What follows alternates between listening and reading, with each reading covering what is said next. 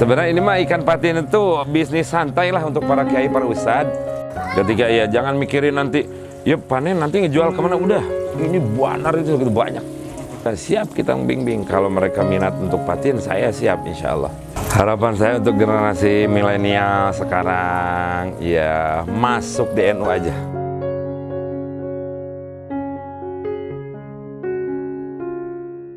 Ya, saya Habib Abdullah bin Muhsin bin Syahubakar bin Salim, Pleret, Purwakarta, Jawa Barat. Ini desa Cibawogirang, Kecamatan Pleret, Kabupaten Purwakarta. Sebenarnya punya usaha parfum, toko parfum di Pleret. Ya, ngobrol-ngobrol sama jamaah, lagi pengajian. Ada salah satu jamaah dari kita yang paham tentang patin 2-3 tahun ke belakang. Akhirnya jamaah yang lain nyangut tuh, ngikut nanam patin, dibimbing sama jamaah yang sudah profesional. Saya lihat perkembangannya, Masya Allah, dari bulan ke bulan, terus ke tahun, Alhamdulillah, signifikan lah hasilnya, luar biasa. Saya tertarik, saya suruh jamaah tersebut ngobrol sama saya, dan Alhamdulillah saya dibimbing sama orang tersebut. Mulailah saya nernak ikan patin gitu. Ya saya pernah di Front Pembela Islam di FPI 10 tahun. Sudah beres 2019. Alhamdulillah kita ngobrol sama Habib Lutfi. Beres ngobrol sama Habib Lutfi, lalu saya umroh bertemu sama Habib Rizik. Di situ saya putusin sudah balik lagi aja seperti abah saya di Nahdlatul Ulama. Dulu abah saya sama almarhum abahnya Habib Mus juga, Habib Hamid, itu Ansor Pleret Purwakarta tahun kurang lebih tahun 70-an. Karena kakek saya di Jawa, di Tegal, NU-nya luar biasa. Paman saya NU, wak saya NU, bibi saya muslimat juga. Ya, banyak saudara-saudara petayat. Ketika waktu itu saya masuk DPI, banyak yang negor dari saudara. Cuma saya pengen mempelajari dulu amal ma'ruf nahi mungkar itu bagaimana gitu. Maksud saya begini, dengan terjunnya saya beternak patin, saya ingin mengajak para ustadz, para kiai, khususnya yang masih muda-muda juga ataupun yang sudah tua juga, khususnya di Kabupaten Purwakarta, umumnya Jawa Barat, bisa insya Allah se-Indonesia, rencana tuh. Untuk apa? Berdikari lah. Ini ada nih jalan.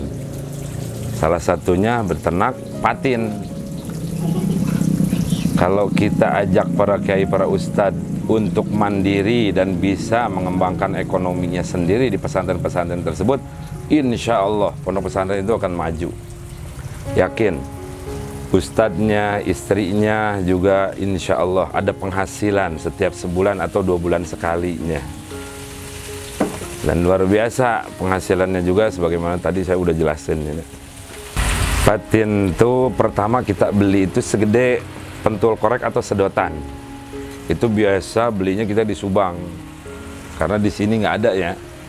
Di Subang kita beli, itu patin tuh ada 5 jenis. Saya lupa itu jenis apa aja, cuma saya yang beli itu jenis yang paling bagus. Harganya relatif, ada yang 70 perak satunya, ada yang 80, ada yang 90, ada yang 100, ada yang 105 perak. Yang paling tinggi itu 105 perak. Karena beli patin itu satuan. Nah kita beli dari sana, nanti berapa ribu nih. Seperti saya ini ukuran 3x6, ada 10 bioploknya. Berarti satunya ini 15.000. Di total semua 10 bioplok berarti 150.000 patin. Kalau di jumlah 105 perak dikali 150.000 itu 15.750.000 rupiah. Setelah itu baru kita main pakan buat ngasih makan mereka. Dari pertamanya pengli, F1, F2, terus sama F500, terus F800, min 1, terus min 2. Itu totalnya setengahnya aja, setengahnya dari kita beli ikan patin. Contoh, kalau kita beli 15 juta, 750, taruhlah 8 juta lah untuk pakannya. Nah, ini biasanya ikan patin ini dipanen sebulan setengah atau 2 bulan. Itu pakan macam-macam. Lebih baik beli pakan yang lebih bagus, yang sudah biasa dari dulu. Karena kenapa? Banyak teman-teman saya yang beli pakan baru, banyak ikannya itu pada mati. Ya, beda dengan pakan-pakan yang sudah teruji. Dan saya pakai pakan-pakan yang sudah teruji. Dan alhamdulillah sampai sekarang sudah sebulan setengah nih, tinggal 2 minggu lagi insya Allah kita akan panen. Panennya itu segede inilah, 1,5 in lah. Nah ini nanti bandar-bandarnya, stakeholdernya itu udah banyak. Khususnya di Pleret aja hampir 12-15 orang itu bandar. Kenapa? Mereka datang ke sini dan dibeli sama mereka Rp500. Ya, rata-rata 500, kecuali ada kenaikan 600 atau penurunan jadi Rp470. Paling turunnya 470. Paling tinggi itu 600. Selama 3 tahun saya tanya sama jamaah saya. Kalau saya kan ini baru pertama nih sekarang, insya Allah mudah-mudahan hasil berkah semuanya. Bandar itu udah datang, bandar yang datang ke saya aja udah hampir 7 orang. Saya tanya satu bandar, saya ini butuh 1 bulan bib 200.000 ikan patin. Ditanya kemanain? Oh ini buat ke Cilangohar, Jatiluhur, Palumbon, dan tempat-tempat yang lain. Kok emang khusus dia itu nernak patin? Bukan. Jadi di kolam terapung itu di atasnya kalau ikan emas atau ikan nila, nah di bawahnya itu di pelakin patin. Jadi mereka tuh fokusnya ke ikan emas, mereka fokusnya ke ikan nila. Sisa makanan itu dimakan nanti sama ikan patin yang di bawah. Kemarin ada teman saya yang datang ke sini, dia punya di sana, alhamdulillah di Jatiluhur dia punya kolam terapung. Kita sampai sini ngobrol sama saya, dia butuh patinnya, bahkan dia mau beli 600 satu, kata saya nanti dulu lah, santai dulu. Kenapa kok nanti begitu mahal, orang lain 500? Alhamdulillah kemarin setelah saya naruh ikan patin itu di bawahnya, saya fokus di nila, saya fokus di emas, dan itu seperti supa lah. Gimana supa teh? Jaradi gede. Ya, ikan patinnya selama setahun saya jual hampir 120 juta gitu. Oh gitu. Iya, yang waktu itu saya pernah beli 10 juta tuh. Gitu. Itu ikan patin itu jadi bukan ikan yang istimewa seperti nila ataupun ikan emas. Dia masih sisa makanan atau bangkai daripada nila, bangkai daripada ikan emas itu dimakan sama ikan patin. Tingkat kematian terserah, tergantung orang yang ngurus. Kalau kita lihat tingkat kematian 50% aja. Contoh yang ini, saya 150.000, naudzubillah, mati 75.000. Kalau kita hitung harga ikan patin kita beli Rp105, ditambah pakan dari awal sampai akhir, tadi sudah kita hitung Rp95 per patin, jatuhnya jadi Rp200. Kita punya sisa Rp300. Dari Rp300 ini kita tinggal ngali aja 75.000 ikan patin kalau itu matinya 50%. Tapi jarang orang yang ngelola patin mati sampai 50%. Paling tinggi 5% lah tingkat kematian daripada patinnya. Kembali lagi gimana ngurusnya kita. Kalau kita benar-benar fokus insya Allah. Tapi ya kalau ngurusnya ngaco mah ya begitu geningnya, hasilnya juga ngaco gitu. Sebenarnya ini mah ikan patin itu bisnis santai lah untuk para kiai, para ustad. Jadi kan tiap hari banyak dia bareng sama santri, tiap hari jeung jamaah, tiap hari mungkin dia ceramah. Alhamdulillah, Allahu Akbar. Nah, beres dari itu dia itu nanti marah. Nah itu kehibur, itu luar biasa itu. Ngabang berangkeun istilah bahasa Sunda mah. Nah, itu enak betul itu. Pakan untuk pertama dari sedotan itu seperti susu gitulah, susu apa gitu. Seperti bayi kan dikasih itu dulu tuh. Seperti itu. Jadi yang lembut itu seminggu atau 2 minggu. Pengli. Nanti setelah itu lihat perkembangan agak gede, kita kasih F200. Nanti kita kasih F500, kasih F800, kasih nanti terus berkembang terus. Seminggu sekali, biasanya seminggu. Kadang seminggu setengah. Kalau yang pertama itu seminggu setengah.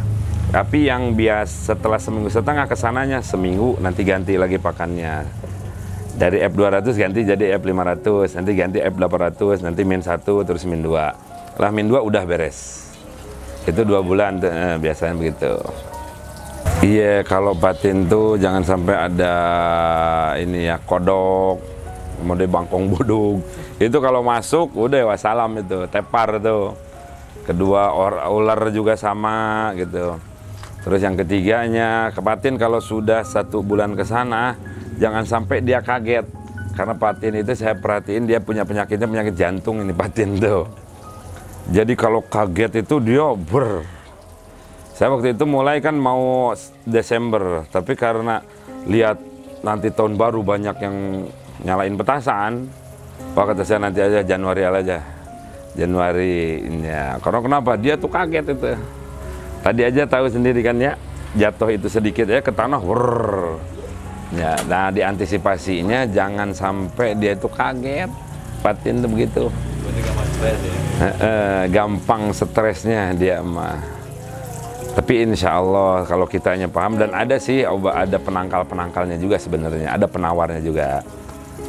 Ya kadang kita dimasukin vitamin, seperti inilah pertama kita dari segede sedotan kita masukin, itu kita beli aja kunyit itu 2 kilo. 2 kilo dari kunyit, kita blender, kita masukin aja. Kalau ini kan 10, berarti segelas. Itu antibodinya kuat biasanya insya Allah, yang alami-alami aja lah. Nah air mah alhamdulillah pertama itu kita 5 cm dulu, nanti lihat perkembangan seminggu kita tambah lagi ya jadi 10 cm seperti ini kan 60 cm ya. Patin tuh totalnya 50 cm, jangan melebihi daripada 50 cm ya, karena nanti dia ngapannya beda ya. Ngapannya terlalu atas bisa cepat mati. Terlalu kurang air juga bisa cepat mati. Jadi kita lihat umur dia berapa nih, dari 0 berarti 5 cm aja dulu seminggu tuh. Di samping ditambah pakan, pindah pakan dari yang pengli tadi pindah ke F200, tambahin lagi airnya terus sampai 50 cm. Udah 50 cm udah kita taruhin paralon itu kita bolongin. Di mana ada air hujan lebih itu dia kan nanti lebih, nah air itu nanti kebuang ke situ. Nah setelah air hujan turun itu banyak orang yang nggak paham, tinggal beli garam aja, garam zaman dulu tuh garam bahula, garam badag, itu kita kasih aja sekilo atau 2 kilo, itu menetralisirin dari patin tersebut. Airnya kadang nanti air tuh bau karena kebanyakan daripada sisa pakan. Nah kita lihat, oh ini air udah bau, kita kuras setengah kita buang, tambahin lagi air yang bersih setengah. Setelah itu kita kasih garam lagi gitu biar nggak bau. Kalau bau kelamaan, kalau kita nyetelat ini udah bau, dibidiemin sehari 2 hari 3 hari itu bisa tepar, bisa mati semua tuh. Makanya saya bilang tadi harus fokus di patin tuh. Nggak bisa, karena kan kalau fokus bener-bener insya Allah, dan hasilnya juga insya Allah beda. Peluang ini masih banyak. Saya ingin ngajak ke para kiai, khususnya kiai-kiai yang Nahdlatul Ulama, dan alhamdulillah saya sudah 2019 di Nahdlatul Ulama di NU, dan alhamdulillah diangkat jadi wakil Rijalul Ansor Jawa Barat. Dan kalau di PC Purwakarta saya Awan, tapi kalau di Pleret ini saya ketua jatmannya di MWC-nya. Ya, alhamdulillah kita di NU. Saya ingin para kiai, para ustadz, khususnya yang di Nahdlatul Ulama, yuk kita ngembangin patin. Saya siap bareng sama mereka. Malah kemarin juga kita didatengin sama Asdep, ya dari Menteri Ekonomi datang ke sini, dan gitu juga dengan Kemenag Purwakarta. Kita bicara, ngobrol, siap Bib untuk ngejelasin kepada mereka para kiai, ngasih support segala macam. Saya siap insya Allah. cara dari awal sampai akhirnya, cara pembeliannya, cara ngasih pakan dan lain sebagainya, saya siap dan sanggup. Nah kan saya bilang ke Kemenag itu tinggal manggil aja para kiai, para ustadz yang ada di Kabupaten Purwakarta. Ya kita kumpulin, baru satu kali sekaligus atau 2 kali 3 kali, nanti saya jelasin kepada mereka. Insya Allah. Ketika ya jangan mikirin nanti, ya panen nanti ngejual kemana, udah. Ini banar itu gitu banyak. Karena kita lihat kolam terapung Jatiluhur aja udah berapa ribu. Iya, kolam terapung Cirata, Palumun berapa ribu, Cilangohar berapa ribu, mereka tuh butuh. Karena kenapa? Buat yang di bawahnya. Ya. Jadi wajar kalau misalkan mereka sekarang sebelah gini, minta ditarik nanti dulu, katanya nanti dulu. Ya, bukan kita pengen langsung untung gede, enggak. Tujuannya biar apa? Biar kualitasnya juga bagus, gitu. Ya. Para kiai-kiai ya selain dari Nahdlatul Ulama juga, ayo bareng sama kita. Ya, saya bimbing insya Allah dari awal sampai akhirnya juga gitu. Bibit dari Subang tadi kan ya. Karena di sini nggak ada di Kabupaten Purwakarta. Nanti kata bibit itu, bibit sama hitungannya satu-satu juga. Kita harus teliti nanti di situ. Bibit ini berapa? 1000 seplastik. Kita harus teliti. Ketika diturunin ke ini kita harus tahu. Ya, jangan bukannya kita ditipu, enggak. Kita menghindari mereka nipu dan kita tertipu, atau kita nipu atau mereka tertipu, enggak. Jadi biar dia ngejual 1000 sampai ke tempat kita, ya bener 1000, kita ngitung 1000 jadi pas. Ya, jadi pas panen itu diambil, nanti turunnya 55, dan panen itu bukan sama seorang. Satu kolam ini contoh, misalnya 15.000 sama 2 orang. Panen itu pasnya itu pada maghrib, malam. Ya, itu kan 10 berarti 10 orang nanti itu. Ya, nanti 5 lagi, 10 orang lagi sama gitu. Nggak lama sih, paling sampai jam 9-an, sampai jam 10-an lah. Ada cara tersendiri. Kalau kita nggak paham, dihitung satu-satu, wah itu repot. Ini ada caranya memang. Tips saya ngajak kepada para kiai, para ustadz, khususnya di Nahdlatul Ulama, umumnya buat semuanya. Bil khusus lagi masyarakat juga, ya nggak usah langsung gede-gede gini lah. Bisa dia pakai awi, terus pakai plastik, bisa nanamnya 1000 dulu, nanti ningkat jadi 2000, jadi 5000 gitu, daripada nganggur. Anggap aja ini mah hiburan saja, tapi hiburan dapat keuntungan gitu. Jadi para kiai penat, jenuh gitu pan, pusing gitu dah, mending marabe gitu dah. Kalau Cibogo di sini kurang lebih hampir 30 lebih. 30 orang. Iya, yang ternak patin tuh. Iya, daerah ke sana Kulon itu banyak tuh, hampir 15-16 orang. Terus ke daerah kidul ke sana juga ada Pak Iwan, ada ini banyak itu, ada hampir 6 atau 7. Pokoknya hampir 30 lah. Iya kita. Nah, itu rata-rata nggak besar begini. Iya, mereka paling banyak tuh 5.000, paling banyak pisan 7.000 itu. Tapi terus karena kondisi tempatnya juga mereka kecil lah. Kadang samping rumahnya gitu. Tapi lumayan sampai sekarang juga penghasilan. Kalau ya 5.000-an lah, dapat lah kurang lebih untungnya dia. Ya, dapat 1.000-an mah gitu. Per 2 bulan sekali kalau panen tuh, ya lumayan itu mah. Dari jamaah itu, jamaah juga. Iya, dari jamaah kita juga. Dan alhamdulillah gitu, insya Allah. Harapan saya untuk generasi milenial sekarang, ya masuk di NU aja. Masuk, ada yang masuk, yang lakinya mau ke IPNU, yang perempuannya IPPNU, masuk di NU aja. Nanti insya Allah berkahnya NU itu mereka, insya Allah dunianya dapat, akhiratnya dapat. Iya, bahkan jamaah saya yang ikut paten ini mayoritas yang tua mungkin 2-3 orang. Hampir 25-27 orang itu milenial. Ada yang umur 18, ada yang umur 20, ada yang umur 22, ada yang paling di bawah paling tinggi itu 30. Yang tua tuh paling ya yang 60-70 mah itu mah tigaan ya. Mang Bakri, Mang Dacep, Mang Lili itu mah. Yang lainnya mah ya milenial. Kata saya nyesok, insya Allah sedikit demi sedikit mereka nabung. Bib, saya buat nikah, iya tabungin terus. Alhamdulillah, di samping dia aktif di NU juga, Kedua, dia juga punya penghasilan. Dari Habib gitu ya. Kita sok barengnya. Kadang enggak lah Kang, 5.000 mah nggak nyampe, iya lah. Nggak nyampe 5 juta acan sebetulnya mah. Iya, pendapatan dapat 1.000 teh. Iya, dari awi aja, di awi ini, awi kan banyak di kita. Di awi aja, di awi terus pakai plastik. Plastik murah itu plastik. Jauh kalau pakai terpal gini kan lumayan lah. Ya. Untuk anak-anak muda, milenial, hayu lah, bareng DNU. Masuk di Nahdlatul Ulama, nanti bisa jadi ansor, bisa jadi bansernya, dan lain sebagainya.